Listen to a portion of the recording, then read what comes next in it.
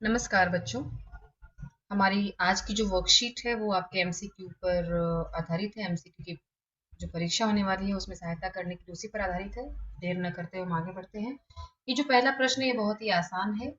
आप इसका एक स्क्रीनशॉट ले लें और इसे स्वयं करने की कोशिश करें, स्वयं सॉल्व कीजिए। बहुत ही आसान है, आपके लिए बाएं हाथ का खेल है।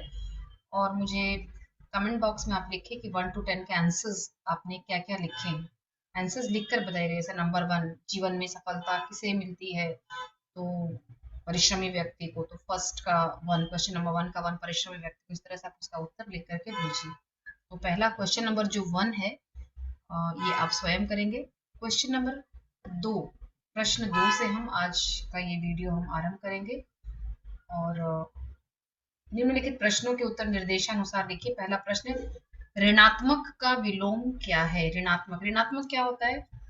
जो आपने पढ़ा होगा, फिजिक्स में आप पढ़ते हैं कि माइनस और प्लस होता है। जैसे कोई सेल है, कोई बैटरी है, उसमें एक तरफ माइनस होता है, एक तरफ प्लस होता है, पॉजिटिव नेगेटिव होता है। तो ऋणात्मक और धनात्मक, तो ऋणात्मक का विलोम है धनात्मक। ये है ऋणात्मक और ये है धनात्मक, तो इसका विलोम शब्द है ये तीनों ही शब्द यहाँ पर जो विकल्प दिए हैं वे गलत। दूसरा प्रश्न, कौन सा पर्यायवाची शब्द देवता का नहीं है? देवता का पर्यायवाची शब्द कौन सा नहीं है इसमें से? तो हम पाते हैं, एक्चुअली ये इस प्रश्न की रचना ऐसी होनी चाहिए थी कि कौन सा शब्द देवता के लिए पर्यायवाची है। तो कौन सा शब्द देवता का पर्यायवाची है?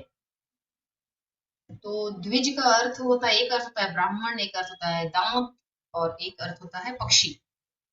और आदित्य का अर्थ होता है रवि, भास्कर, दिनकर। सुर शब्द है ये देवता का पर्यायवाची। सुर, देव, देवता, ये इसका पर्यायवाची है। तो हमारा जो सही उत्तर है वो सुर शब्द है इसका सही उत्तर। तीसरे प्रश्न की ओर बढ़ते हैं। शत्रु का भाववाचक संज्ञा। तो बहुत ही ऑब्वियस क्वेश्चन है, आपको तुरंत बता सकते हैं। शत्रुता, वीर से वीरता, शत्रुपन कोई शब्द नहीं है। और शूरवीर, शूरवीर यह एक विशेषण है। जैसे आप महाराणा प्रताप शूरवीर थे, तो शूरवीरता अगर होगा तो ये इसका भाववाचक संज्ञा होगा, लेकिन ये इसका आंसर है भी नहीं। ठीक है, तो शूरवीरता, शत्रुता इसका सही उत्तर है। शत्रु का शत्रुता। अगले प्रश्न की ओर बढ़ते हैं। चौथा प्रश्न है, आसमान पर चढ़ाना मुहावरे का अर्थ बताइए। आसमान पर चढ़ाना, जैसे कोई आपकी बहुत प्रशंसा करे, क्या बात है भाई, एकदम जमा दिया, महफिल जमा दी तुमने आज तो, क्या बात है, क्या लग रहे हो, क्या दिख रहे हो। तो इस तरह से जब कोई जरूरत से ज्यादा आपकी प्रशंसा करे, वैसे भी आम जीवन की मैं बात कर रही हूँ, जरा सा आप ठहर जाइए, संभल जाइए, कुछ तो गड़बड़ है। आपकी कोई निंदा करे ना, वो व्यक्ति आपका नुकसान नहीं करेगा, लेकिन जो बहुत ज्यादा प्रशंसा करता है तो उसे बचकर ही रहना चाहिए। तो आसमान पर चढ़ाना मुहावरे का अर्थ है जरूरत से ज्यादा प्रशंसा करना। प्रशंसा शब्द से हम एक विशेषण बनाएंगे, प्रशंसा शब्द से, तो प्रशंसनीय, और इसका विलोम होता है निंदनीय। निंद जब हम लिखेंगे तो ऊपर में यहाँ पर अनुस्वार भी हम लगा सकते हैं। प्रशंसनीय और निंदनीय, ये इसके दोनों विलोम है और इसका अर्थ है, चौथे का उत्तर है अत्यधिक प्रशंसा करना। पांचवा प्रश्न है, मैं कक्षा 10वीं में पढ़ता हूँ। मैं कक्षा 10वीं में पढ़ता हूँ, तो इसे बदलना है हमें भूतकाल में। तो मैं कक्षा 10वीं में पढ़ता था, थोड़ी देर के लिए मान लेते पढ़ता था है यहाँ पर। मैं कक्षा 10वीं में पढ़ता था, ये सही उत्तर है। पढ़ लूंगा, पढ़ रहा हूँ, ये दोनों ही जो है ये वर्तमान काल है, और पढ़ लूंगा बताता है कि आगे चल करके भविष्य में ये काम कर लेगा। तो ये पांचवा का पहला जो उत्तर है वह सही है। धर्म का विशेषण, ये आपके लिए बहुत ही आसान है। धर्म प्लस इक, धार्मिक। सिमिलरली इतिहास प्लस इक, ऐतिहासिक। संस्कृति प्लस इक, सांस्कृतिक। ठीक है, तो समाज प्लस इक, सामाजिक। बहुत सारे ऐसे शब्द हैं जिनमें इक हम जब प्रत्यय जोड़ते हैं तो शब्द जो है वो विशेषण में कन्वर्ट हो जाता है। तो धर्म का बनेगा धार्मिक। सातवें प्रश्न पर आते हैं, वानर का तद्भव रूप है। वानर शब्द है तत्सम। क्या होता है तत्सम शब्द? मैंने ऑलरेडी आपको 2 वीडियोस मैंने इस पर बनाए हुए तत्सम तद्भव शब्द पर, और दोनों ही जो आईसीएसई की परीक्षा उसके लिए बहुत इंपॉर्टेंट है। तो उसमें करीब मैंने 50 से 60 शब्दों की व्याख्या भी की है। तो तत्सम मतलब एज इट इज, जो संस्कृत के शब्द हम हिंदी में उसको प्रयुक्त करते हैं, जैसे अग्नि, वो तत्सम है, हम हिंदी में भी कहते हैं अग्नि। तो वानर, वहां 5 वानर बैठे थे। हे वानर राज, किसे कहते हैं वानर राज? हनुमान को वानर राज कहते हैं। तो संस्कृत के ऐसे शब्दों को जिनको हम हिंदी में एज इट इज हम उसका प्रयोग करते हैं उसे हम कहते हैं तत्सम। और जब भी थोड़े बहुत बदल कर हम जैसे उसका उसको प्रयोग करते तो वो होता है तद्भव शब्द। तो वानर का तद्भव है बंदर। अगला शब्द है जो कम खर्च करता हो। खर्च करना मतलब जिसका खर्च कम हो, जो पैसे कम खर्च करता हो, स्पेंड कम करता हो। तो जो कम खर्च करता हो, तो अधिकांश जो शब्द याद रखिए, ये मित प्रीफिक्स मित जब मित जुड़ जाता है तो जैसे मितभाषी, मितव्ययी, तो कम बोलने वाला मितभाषी, कम खर्च करने वाला मितव्ययी। तो इसका सही उत्तर है मितव्ययी। अब व्यय क्या है? व्यय मतलब होता है खर्च करना। ज्यादा खर्च करने वाले को क्या कहते हैं फिर? अपव्ययी। कम खर्च करने वाला अगर मितव्ययी होता है तो ज्यादा खर्च करने वाला कहलाता है अपव्ययी। वाचाल का अर्थ क्या होता है? वाचाल का जो शब्द है वो है वाच। वाच मतलब होता है, संस्कृत शब्द वाच का अर्थ होता है बोलना, और वाचाल का अर्थ होता है बहुत ज्यादा बोलना। 9वें प्रश्न की ओर बढ़ते, बालक का वचन बदलिए, बालक का बालकों। अगला शब्द है, अच्छा बालक का स्त्रीलिंग शब्द है बालिका। ये जो शब्द है बालिका शब्द है वह बालक का स्त्रीलिंग शब्द है। पहाड़ का पर्यायवाची इनमें से कौन सा ऐसा शब्द है जो पहाड़ का पर्यायवाची नहीं है? अब शैल शब्द है यहाँ पर, शैल पहाड़ का पर्यायवाची शब्द है। दूसरा शब्द है यहाँ पर धरा। धरा मतलब क्या होता है? धरा का अर्थ होता है पृथ्वी, है ना, वसुंधरा, भूमि। गिरी का अर्थ होता है पहाड़। अचल यानी जो चल फिर ना सके, एक जगह पर रहे। पहाड़ सालों साल आप देखेंगे पहाड़ वहीं पर है तब तक, जब तक हम मनुष्य उसे नुकसान नहीं पहुंचाएंगे तब तक वो वैसा ही रहेगा, वो जाएगा नहीं यहाँ। अचल, तो अचल, ये जो अचल शब्द है, धरा है, गिरी है और शैल है, इनमें से धरा ऑड मैन आउट है, और बाकी जो 3 शब्द हैं ये पहाड़ के पर्यायवाची शब्द हैं। तो हमारा सही उत्तर है धरा। अगले प्रश्न की ओर बढ़ते हैं, 11वां अभी दूसरा आ जाएगा। ये क्वेश्चन नंबर 3 है। ये है आपके साहित्य सागर से। चैप्टर का नाम आपको रमजान शब्द पढ़ने के साथ ही समझ में आ गया होगा। चैप्टर का नाम है बात अठन्नी की, और इसके लेखक कौन है? इसके लेखक है सुदर्शन। इसमें जो मुख्य पात्र है वो है रमजान। हम इस बार इसको रिवाइज कर लेते हैं। रमजान, रसीला, शेख सलीमुद्दीन, शेख सलीमुद्दीन और जगत सिंह। जगत सिंह, रमजान और रसीला कौन थे? ये दोनों मित्र थे। शेख सलीमुद्दीन और जगत सिंह कौन थे? ये दोनों पड़ोसी थे। ये दोनों पड़ोसी थे। तो यहाँ पर जो ये है, रमजान ने ठंडी सांस भरी। रमजान ने ठंडी सांस भरी। ठंडी सांस भरना मतलब हे भगवान पता नहीं नौकरी मिलेगी या नहीं। तो इस तरह से जब हम कहते हैं, यानी थोड़ा हमारी बातों में थोड़ी दुख का हम आभास पाते हैं, उसे हम कहते हैं ठंडी सांस भरना। तो रमजान ने ठंडी सांस भरी। किसकी बातों को सुनकर रमजान ने ठंडी सांस भरी? तो रसीला की बातों को सुनकर रमजान ने ठंडी सांस भरी। उसने रसीला को ठहरने का संकेत किया। ठहरने का संकेत किया मतलब रसीला ने कुछ कहा था। रसीला ने कुछ कहा था। क्या कहा था? वो पूछने वाला भी रमजान था। रसीला तो कुछ कह नहीं रहा था, चुपचाप बैठा होगा। तो रमजान जो है उसका सच्चा मित्र था। उसने पूछा क्या बात है, तुम कुछ बोल नहीं रहे, कोई तुम्हें तकलीफ है क्या? ऐसा जब रमजान ने पूछा तब रसीला ने बताया। क्या बताया रसीला ने? कि घर से, उसके घर से खत आया है। क्या है खत में? कि उसके जो बच्चे हैं घर में वे बीमार हैं और उनके इलाज के लिए रुपया उसे भेजना है, और लेकिन उसके हाथों में इस समय रुपए नहीं है। क्या कहा रमजान ने? सबसे पहले ये सुनते ही रमजान ने उसे क्या सलाह दी?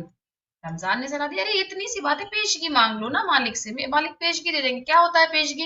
एडवांस मनी दे देंगे। तो रसीला ने कहा नहीं, उन्होंने तो साफ मना कर दिया, दो टूक जवाब दे दिया उन्होंने कि वे पेशगी नहीं देंगे। तो ऐसी स्थिति में रमजान ने ठंडी सांस भरी और वह क्या किया? उसने वह कोठरी में चला गया। क्या होता है कोठरी? उसका जो कमरा होगा जहां वे रहते होंगे।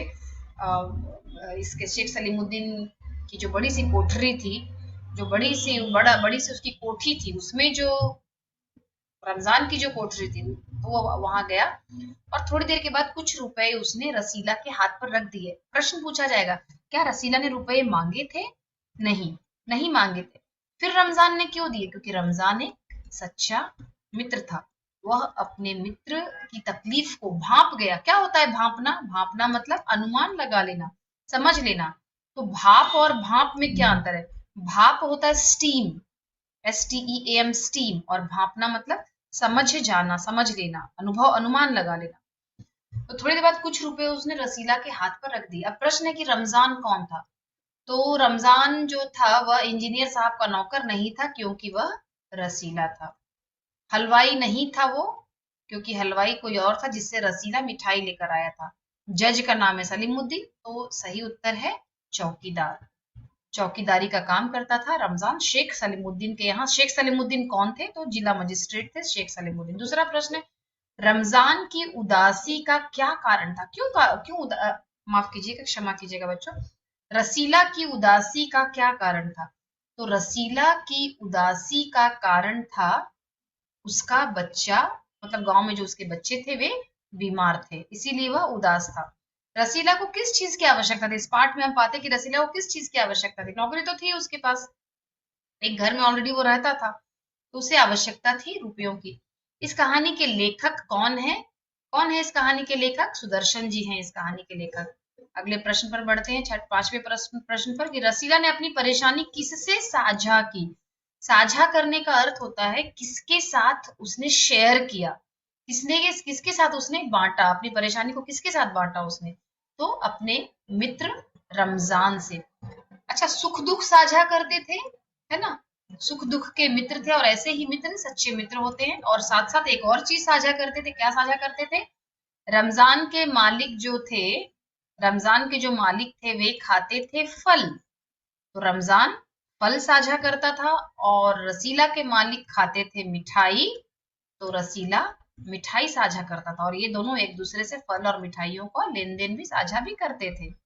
अगला प्रश्न, रसीला को रमजान ने क्या सलाह दी?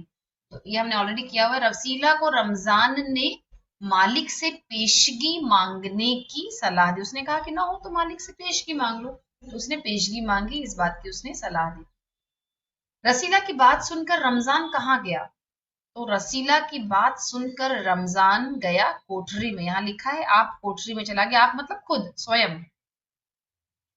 रमजान ने रसीला को क्या संकेत किया? उसने संकेत किया कि वेट, ठहरो, इस तरह से उसने अपने हाथों से उसने संकेत किया कि रुक जाना, रुकना, यहाँ पे मैं आ रहा हूँ तुम्हारी मदद करने के लिए, मानो मैं आ रहा हूँ तुम्हारी मदद करने के लिए।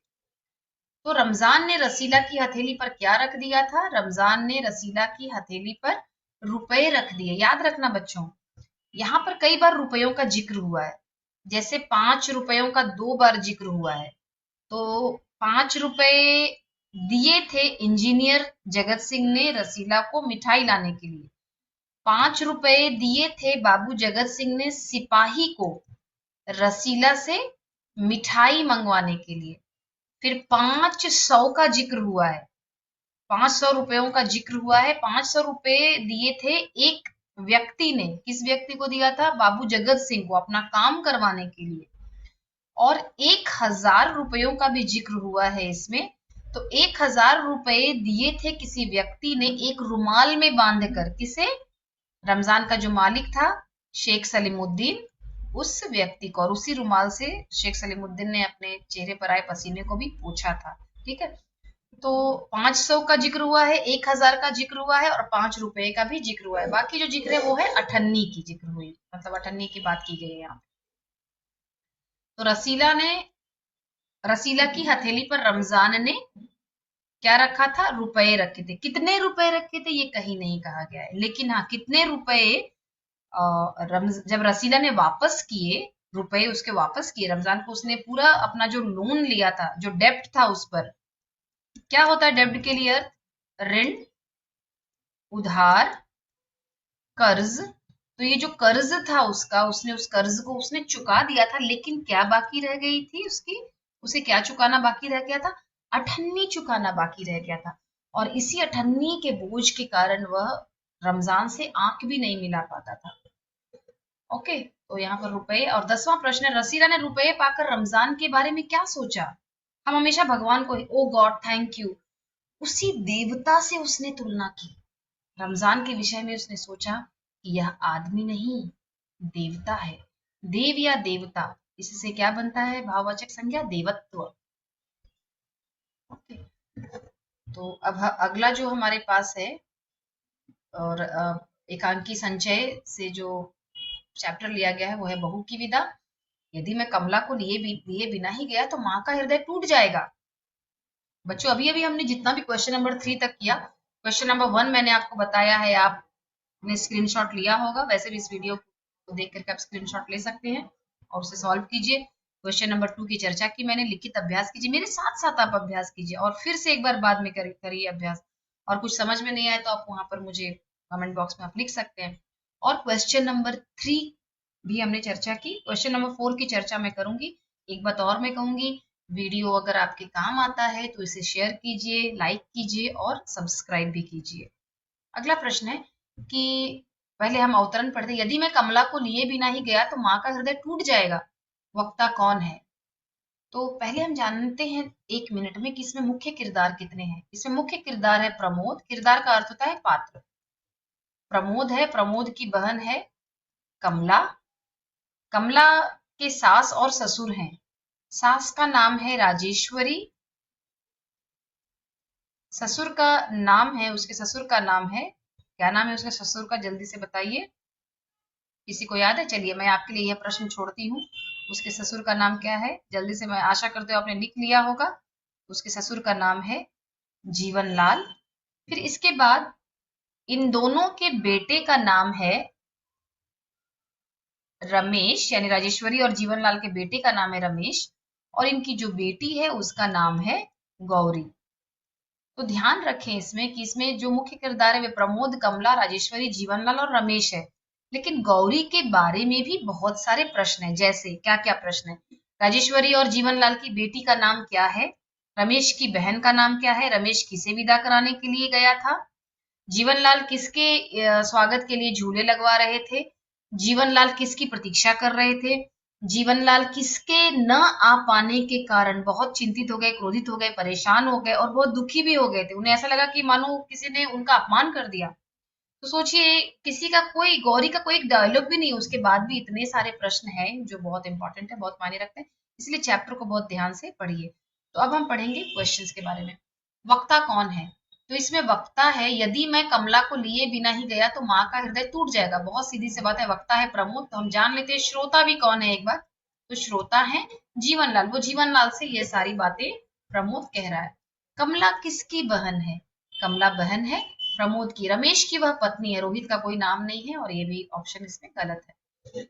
तो सही ऑप्शन है उसमें प्रमोद। तीसरे प्रश्न पर जाते हैं। वक्ता यह वाक्य किससे कह रहा है? कौन है जिससे वह यह वाक्य कह रहा है? तो यह वाक्य कह रहा है वह जीवनलाल से, यानी श्रोता जो जीवनलाल है उनसे यह वाक्य कह रहा है। राजेश्वरी से, रमेश से या पड़ोसियों से नहीं। ये तीनों गलत है। वक्ता कमला को कहाँ ले जाना चाहता है? तो वक्ता कमला को उसके, यानी कमला के मायके में ले जाना चाहता है। क्या वजह है कि वह मायके में ले जाना चाहता है? तो रीति रिवाजों के अनुसार, रीति रिवाज क्या कहते हैं, भारतीय हिंदू के जो रीति रिवाज हैं वे कहते हैं कि पहली, जो नवविवाहिता का जो पहला श्रावण होता है वह मायके में बीतना चाहिए। क्योंकि इस श्रावण के महीने में कई त्योहार होते हैं, कई पर्व त्योहार होते हैं और राखी का भी त्योहार होता है। तो कई बहनें अपने राखी के त्योहार को मिस ना करें, अपने भाइयों को मिस ना करें, इसीलिए वे वहां पर मायके में अपनी सखी सहेलियों के साथ भी समय बिताने के लिए वहां पर जाती हैं। तो वक्ता कमला को उसके मायके ले जाना चाहता है। पांचवा प्रश्न है कि श्रोता कमला को क्यों नहीं जाने देना चाहते थे? श्रोता, ऐसा ऐसे क्या वजह थी? तो श्रोता जीवनलाल है। जीवनलाल जब रमेश की मतलब रमेश को शादी करवाने के लिए उसकी बारात के साथ जब वे वहां पर गए थे तो उनका मानना था कि बारात की अगवानी, अवभगत, अच्छी खातिरदारी अच्छी तरीके से नहीं की गई थी। तो इसे वे अपना अपमान मानते थे। ओके। और इस अपमान से उनको एक घाव लगा था और इस घाव के ऑइंटमेंट के लिए, मरहम के लिए उन्हें 5,000 रुपयों का उन्होंने दहेज का उन्होंने डिमांड किया था। मांग की थी उन्होंने, 5,000 दहेज चाहिए। उन्हें ऐसा लगता था कि 5,000 दहेज भी कम दिए गए हैं। तो दहेज कम मिलने के कारण, दहेज कम मिलने के कारण उन्होंने कहा कि हमें तो दहेज भी तुमने सही तरीके से नहीं दिया, जैसा मिलना चाहिए था दहेज वैसा तुमने नहीं दिया हमें। अगला प्रश्न, श्रोता ने कमला को भेजने के लिए कितनी राशि की मांग की? कितनी राशि? राशि मतलब होता है अमाउंट। एक राशि होता है हॉरोस्कोप, जैसे राशिफल, पाइसेस है, लायन है, तो एक राशि होता है, होती है अमाउंट। तो यहाँ पर अमाउंट की बात की जा रही है, कितनी? 5,000। वही यहाँ पर ये जो दहेज है ना, यही दहेज है। यहाँ पर ये दहेज है 5,000 रुपए। बढ़ते हैं हम लोग 7वें प्रश्न की ओर। मैं आशा करती हूँ कि आपको ये बहुत काम आएगा ये वीडियो। 7वां प्रश्न है, कमला के न जाने पर इस चैप्टर के अनुसार किसका हृदय टूट जाएगा? कमला के न जाने पर, तो यहाँ पर क्लियर लिखा है माँ का हृदय टूट जाएगा। तो यहाँ पर माँ का, वक्ता कमला को किस अवसर के लिए ले जाने की बात कर रहा है? मैंने अभी अभी बताया आपको, यहाँ पर इसी वाक्य में चौथे प्रश्न में या 5वें प्रश्न में बताया। तो श्रावण के महीने को मनाने के लिए।